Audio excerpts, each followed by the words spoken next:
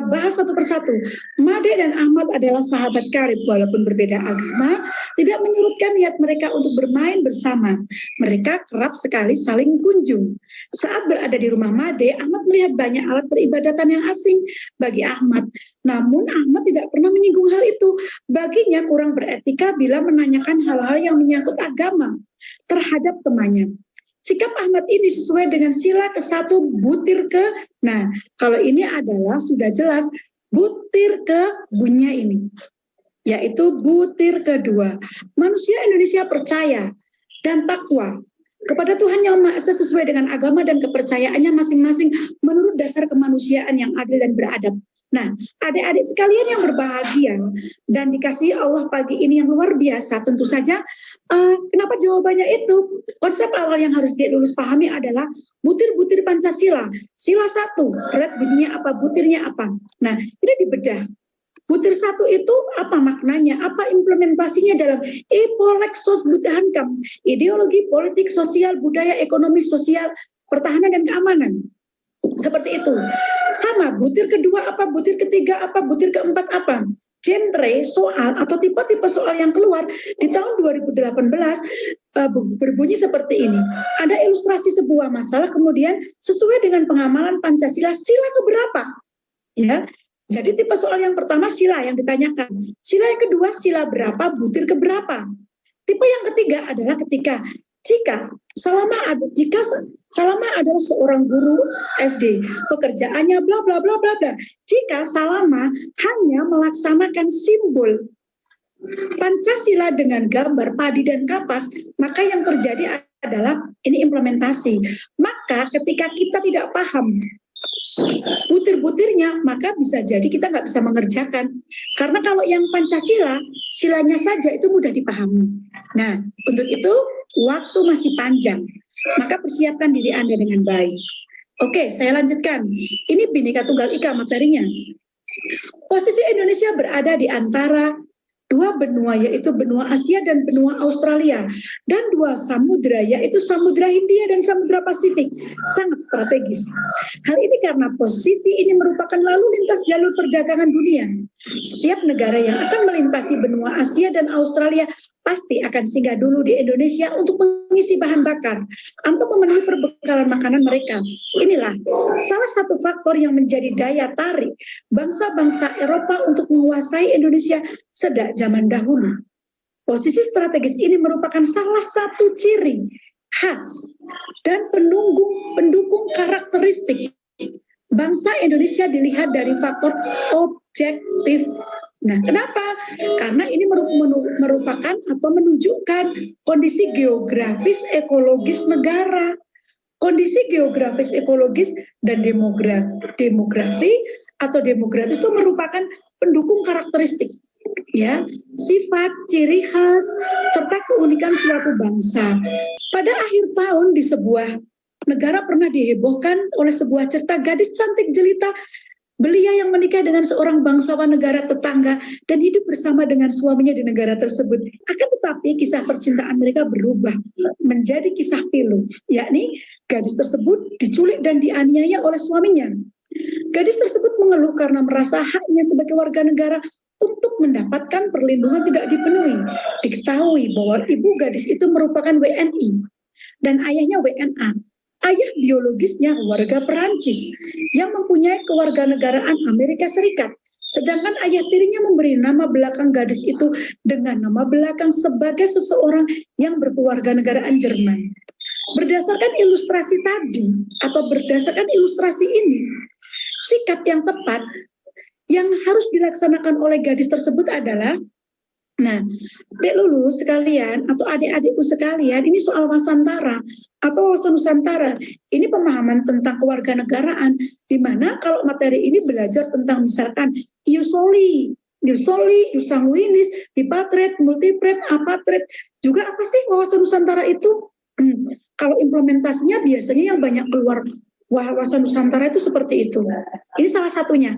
Salama seorang warga Tionghoa, kemudian dia menikah di mana dia menikah dengan pemahaman orang Eropa yang menganut ius soli. Sementara saya menganut ius sanguinis, Maka anak saya ketika lahir di daerah yang iusoli, maka dia akan mendapatkan dua warga negaraan, yaitu warga negara dari saya sebagai ibunya dan warga negara iusoli di mana tanah kelahirannya. Tetapi ketika dia lahir di sebuah negara yang memiliki menganut ius sanguinis, maka dia hanya akan bisa menganut ius sanguinis. Apa sih ius sanguinis? Ius sanguinis itu adalah yang berdasarkan darah lah. Misalkan kayak orang Tionghoa. Orang Tionghoa itu kan iusnya ius sanguinis atau keturunan. Kalau ius soli itu soil tanah kelahirannya. Ketika si dia menganut ius sanguinis tapi dia lahir di ius soli, maka dia bisa menganut dua kewarganegaraan. Seperti itu. Nah, kita perlu pelajari. Ini implementasi dari soal-soal wasantara atau wawasan nusantara. Nah, soal itu biasanya berbentuk soal studi kasus, ya. Kasusnya kayak tadi itu. Ya, contohnya kayak tadi itu. Kemudian ini, Rani sangat senang menyambut pesta demokrasi pemilihan kepala daerah. Baginya hal tersebut menjadi satu momen yang ditunggu-tunggu oleh sebagian masyarakat Indonesia. Lahirnya pemimpin baru diharapkan dapat membawa perubahan baru. Di daerahnya ada dua pasang calon kepala daerah yang akan bertanding dalam konsistensi pilkada di daerahnya. Satu calon berasal asli dari daerah dan calon lainnya dari daerah lain. Rani sangat mendukung penuh calon yang berasal dari daerah aslinya. Karena baginya calon pemimpin yang baik adalah yang berasal dari daerah aslinya. Karena merupakan tempat di mana ia memimpin, di mana pemimpin itu lahir. Berikut pernyataan yang tepat berkaitan dengan sikap yang ditunjukkan oleh Rani dari cerita tersebut. Apa yang paling tepat? Berarti dia menganut apa? Rasa fanatisme. Ya, rasa fanatisme ini materi bela negara. Di mana bela negara juga sama. Bela negara itu hubungannya dengan Pancasila apa, hubungannya dengan UUD apa, implementasinya apa prinsip-prinsipnya apa, unsur-unsurnya. Ya, apa kaitannya dengan UUD dan Pancasila? Ini fanatisme kedaerahan. Sudah jelas, ya kan? Fanatisme kedaerahan. Kesadaran berbangsa dan bernegara adalah mengenal wilayah NKRI atau Negara Kesatuan Republik Indonesia tanpa fanatisme kedaerahan. Memilih kepala daerah harus berasal dari daerahnya sendiri, itu menunjukkan bukti bahwa adanya rasa fanatisme kedaerahan, ya. Jadi nggak boleh, walaupun kebanyakan orang melakukan itu, tapi itu berarti kita di dalam diri kita masih ada fanatisme kedaerahan. Lanjut, soal bahasa Indonesia. Nah, soal bahasa Indonesia kisi-kisinya adalah salah satunya ini pemahaman bacaan. Kalau ada soal seperti ini, tip-triknya satu, baca dulu soalnya. Informasi yang tidak sesuai dalam paragraf di atas terdapat pada kalimat, baru kita baca soalnya. Mengapa? Kalau kita membaca soalnya dulu, kemudian kita membaca ininya, maka kita akan membaca lagi ini.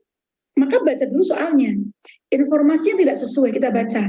Kebersihan air harus senantiasa dijaga dengan baik. Namun faktanya, sebagian di antara kita justru enggan untuk menjaga kebersihan air. Banyak yang dengan sadar mengotori air dengan sampah. Air yang bersih dapat membuat lingkungan dan tubuh menjadi sehat. Tetapi air yang kotor merupakan sarang penyakit.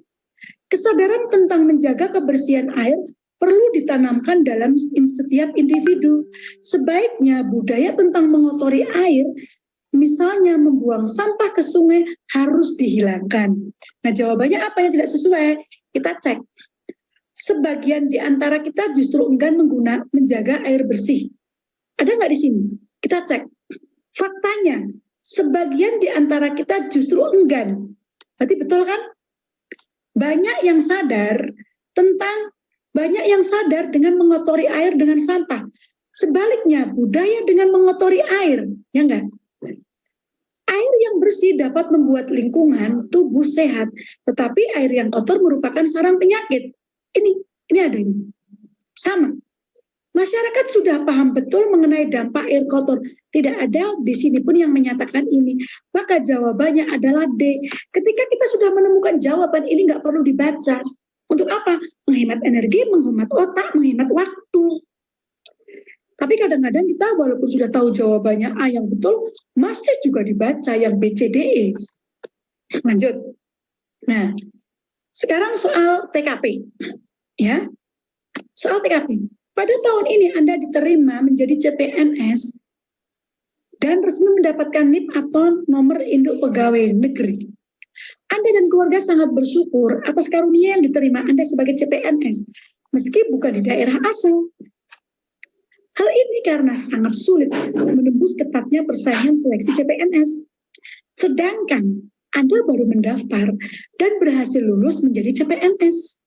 Setelah 1 bulan bekerja di instansi, Anda mulai menyesal karena instansi tempat Anda bertugas jauh dari keramaian kota dan tidak seperti tempat Anda tinggal sebelumnya yang ada di pusat kota.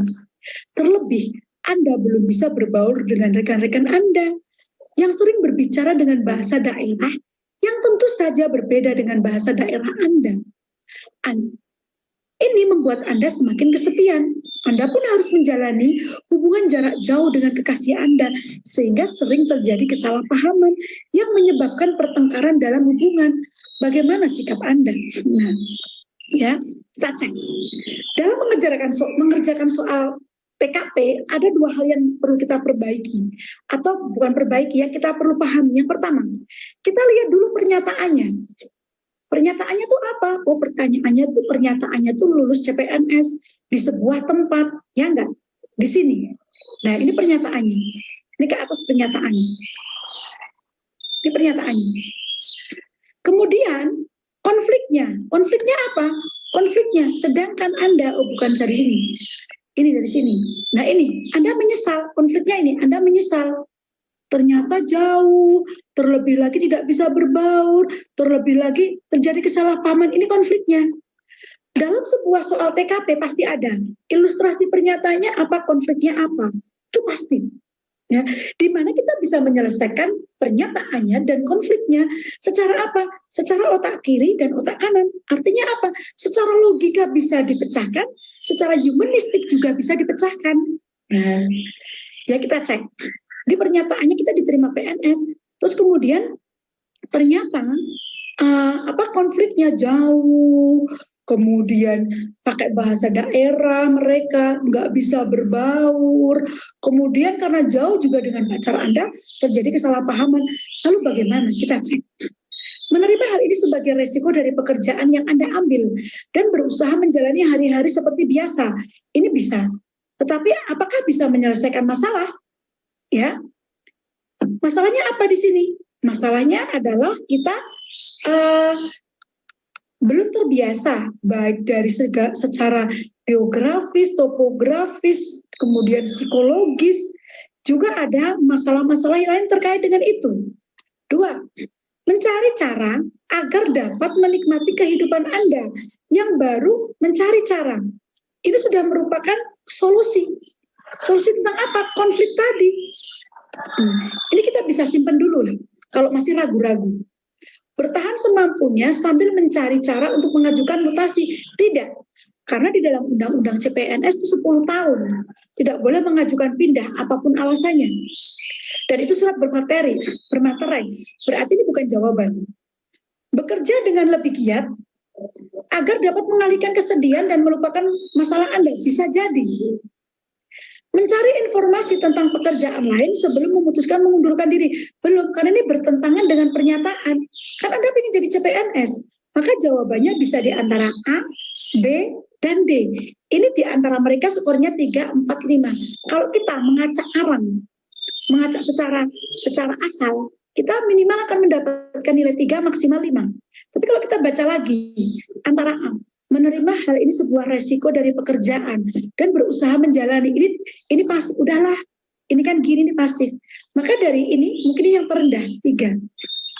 Sekarang yang B sama D, mencari cara agar dapat menikmati kehidupan Anda yang baru di instansi tempat Anda bekerja. Jawabannya ini 5. Kenapa? Topiknya karena ini profesionalisme. Dimanapun kita bekerja kita harus bagus. Kenapa tidak D? Bekerja lebih giat agar dapat mengalihkan kesedihan. Mengalihkan kesedihan sama mencari cara lebih logika kritis mana. Maka ini. Maka ini jawabannya 5 dan ini adalah 4. Seperti itu, saya lanjutkan. Anda baru saja mengundurkan diri dari sebuah perusahaan karena masalah pribadi yang membuat Anda tidak nyaman dalam bekerja. Masalah tersebut disebabkan kekasih Anda yang sudah menjalin hubungan Anda selama 5 tahun berselingkuh. Ini jahat sekali. Dengan seorang wanita, kemudian memutuskan untuk menikahi wanita tersebut. Kebetulan, kekasih Anda merupakan rekan sekantor dalam divisi Anda. Bisa nggak sih kalau kayak gini? Terjadi nggak? Terjadi. Kejadian ini membuat Anda memilih untuk membuka lembaran baru dan keluar dari perusahaan. Setelah 1 bulan menenangkan diri, Anda diterima lagi di sebuah perusahaan baru yang lebih bonafit. Ya. Setelah beberapa bulan, Anda ditugaskan oleh perusahaan untuk bergabung, menangani sebuah proyek dengan beberapa orang kompeten yang akan bekerja dengan Anda. Salah satu orang dalam tim Anda adalah bernama Sinta, yang merupakan istri dari mantan kekasih Anda yang telah mengkhianati Anda. Bagaimana Anda menyikapinya? Bagaimana? Tadinya bekerja, ketemu sama istri mantannya, kan nyesek banget kali ya. Pindah. Setelah pindah, ditugaskan di suatu tempat. Ketemu lagi. Ini jejaring kerja. Bagaimana jejaring kerja itu? Kita membangun komunikasi. Komunikasi birokrasi antara aku dengan teman seletengku, aku dengan bawahanku, aku dengan sesama pemimpinan dalam satu skup divisi. Kemudian di luar divisi atau di luar perusahaan, itu jejaring kerja. Bagaimana sikap kita? Yang paling tepat adalah inilah. Kalau ini jelas jawabannya. Bekerja seperti biasa dengan didasari semangat kerja satu tim. Kita, tapi kan nggak bisa. Hello, ini TKP bro. Ini TKP. So, Anda harus menjadi seseorang yang luar biasa di pernyataan nomor itu. Jangan out of the box, keluar dari tag. Apalagi keluar dari pernyataan. Tapi kan nggak bisa. Tapi kan kamu nggak bisa. Coba bayangin kalau itu terjadi beneran. Bayanginnya di sana di dunia nyata. Sekarang kita mengerjakan di dunia soal. Jadi berbeda. Jangan yang kehidupan asli di sini terbawa di sini. Maka Anda bisa jadi memilih. Ini bisa jadi males ya. Dan aku cuek aja gitu ya. Ini kita menjadi seseorang yang perfeksionis di pernyataan nomor itu. Kalau kita pernyataannya tentang jejaring kerja, ya kita akan menjadi seseorang yang benar-benar expert ketika ada pada kisi-kisi jejaring kerja, gitu loh. Ya, jadi jangan keluar. Lalu bagaimana kita ketika kita bertemu dengan mantan, sementara mantan itu dulu yang sangat menyakiti aku.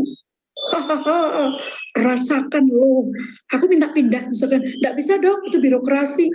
Nah ya, ini di sini jejaring kerjanya kita diuji. Bagaimana sih kita menjalin komunikasi baik visual, lesan, tertulis dengan orang yang pernah menyakiti hati kita begitu dalam dan kita pernah mencintai begitu dalam. Jadi Dek Lulus, kalau ada seperti ini ya, tetap bagaimana kita sebagai PNS ataupun orang atau karyawan atau kita tetap bisa melakukan jejaring kerja. Ingat, jangan baper. Itu tidak profesional. Oke, kita lanjutkan. Pada tahun ini dibuka seleksi CPNS secara besar-besaran. Anda mencoba peruntungan Anda dengan ikut mendaftar. Setelah Anda melihat formasi yang sesuai dengan latar belakang Anda tersedia di luar daerah. Meski masih dalam satu pulau, orang tua Anda merasa khawatir jika Anda harus bekerja di luar daerah. Dan Anda tidak pernah lepas dari keluarga Anda, terlebih ketika Anda sakit dan Anda memiliki riwayat penyakit MAH. Keluarga Anda melarang mengikuti tes CPNS tahun ini. Namun, Anda sangat ingin mencoba kesempatan ini.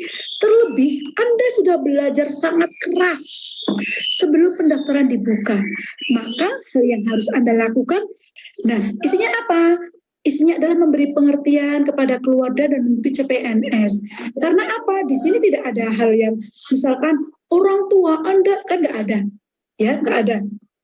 Kenapa milih C? Kenapa milih C? Kenapa nggak milih A? Menerima saran dari orang tua dan tidak mengikuti seleksi CPNS tahun ini. Di sini tidak ditulisi bahwa orang tua Anda sangat menderita. Kecuali orang tua Anda, misalkan ya, janda atau duda dan Anda anak satu-satunya, maka optionnya bisa berbeda. Option ini tidak berlaku nilai 5 di semua kasus, ya. Option itu sesuai dengan ilustrasi antara pernyataan dan konfliknya, ya. Artinya di sini ini nilainya 5, tapi di pernyataan lain ketika saya membuat soal yang berbeda, misalkan, ya, misalkan saya di sini, saya contohkan di sini, saya tambah, orang tua Anda adalah single parent yang dari kecil membesarkan Anda dengan penuh kasih sayang.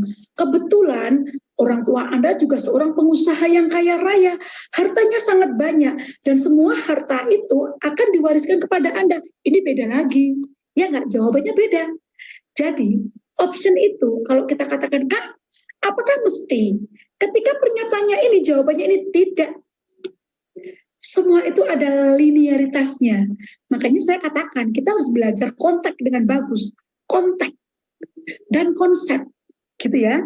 Memberi pengertian, Bu, ini kan nanti deh, Ibu aku kan kerja di sana, nanti kalau aku udah PNS, nanti Ibu aku bawa ke sana. Nah, bisa jadi seperti itu. Oke, saya lanjutkan. Anda adalah seorang ASN di sebuah instansi. Suatu hari Anda mendapatkan video dari salah satu grup WhatsApp Anda tentang pengangkatan honorer yang sudah mengabdi lebih dari 8 tahun menjadi ASN. Tanpa tes, Anda sangat bahagia dengan berita tersebut karena mayoritas rekan-rekan kerja Anda adalah honorer yang sudah mengabdi bertahun-tahun namun belum diangkat. Setiap hari, ketika melihat rekan kerja Anda yang merupakan honorer tetapi sangat berdedikasi dalam bekerja, Anda berdoa dengan tulus agar mereka segera diangkat menjadi ASN untuk mendapat kehidupan yang lebih baik dengan penghasilan yang lebih layak. Informasi dari video yang Anda dapatkan dari salah satu grup WhatsApp tersebut Anda bagikan. Tersebut bagikan jawaban dari doa-doa Anda selama ini. Tanpa pikir panjang, Anda segera membagikannya ke grup sekolah Anda. Dan dalam sekejap banyak ucapan syukur, optimis, dan terima kasih dari rekan-rekan Anda yang merasa bahagia dengan informasi tersebut. Beberapa saat kemudian Anda mendapat kiriman video pribadi yang pengirimnya adalah salah seorang rekan Anda yang merupakan ASN baru yang masih sangat muda. Pesan tersebut berisi informasi bahwa berita yang baru Anda kirimkan adalah hoax. Dan ia juga menyertakan bukti-bukti valid bahwa video tersebut hanyalah hoax. Maka hal yang sebaiknya Anda lakukan adalah, ini adalah soal TIK, ya, TIK. Jadi bagaimana kita memahami sebuah konsep teknologi informasi komunikasi dalam konteks soal studi kasus. Ya, 1. Mengucapkan terima kasih atas informasi yang telah diberikan kepada junior Anda. Betul nggak hal ini? Terima kasih Bu atas informasinya. Tapi menyelesaikan masalah tidak? Kalau tidak, maka kita cut. Kita nggak usah pilih. Ya.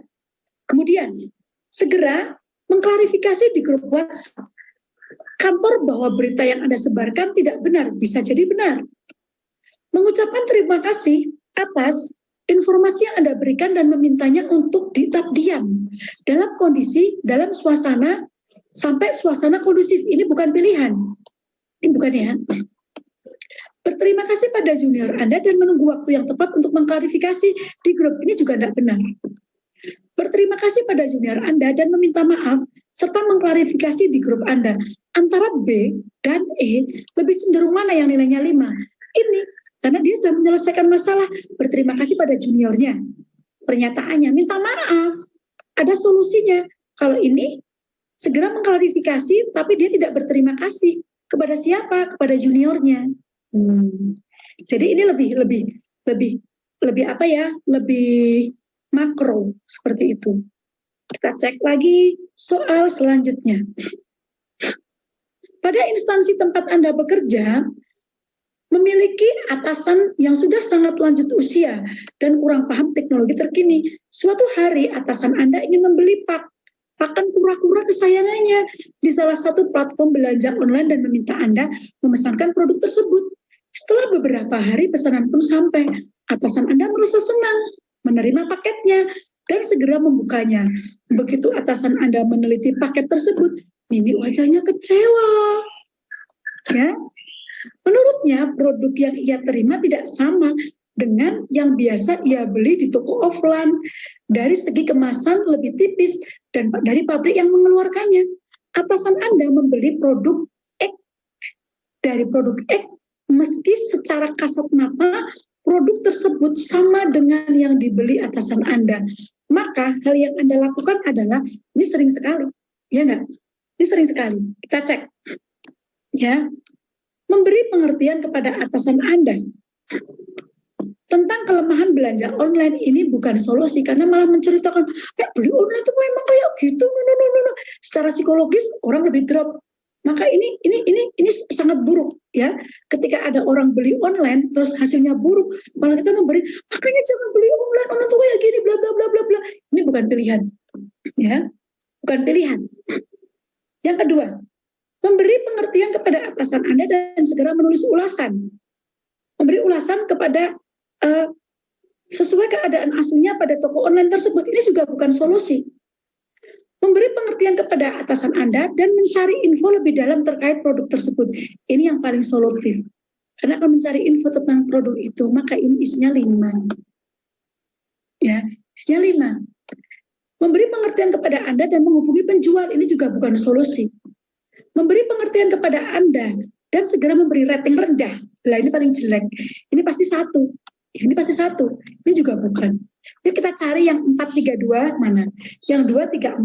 Menurut Dek Lulus semua, memberi pengertian kepada Anda tentang kelemahan belanja. Salah satunya produk yang tidak sesuai ekspektasi. Ini benar, tapi tidak solutif. Karena dalam TKP itu, pernyataannya tercapai, konfliknya tercapai. Ini benar, tapi tidak solutif. Ya enggak? Memberi pengertian kepada atasan Anda dan segera menulis ulasan. Ini juga benar, tapi tidak solutif. Memberi pengertian kepada atasan Anda dan menghubungi agar barang Anda tersebut bisa diganti, bisa jadi. Ini di sini 3. Bisa kan? Bisa jadi. Minta ganti, tapi kayaknya kalau online jarang yang seperti ini ya. Maka ini 4, ini 2.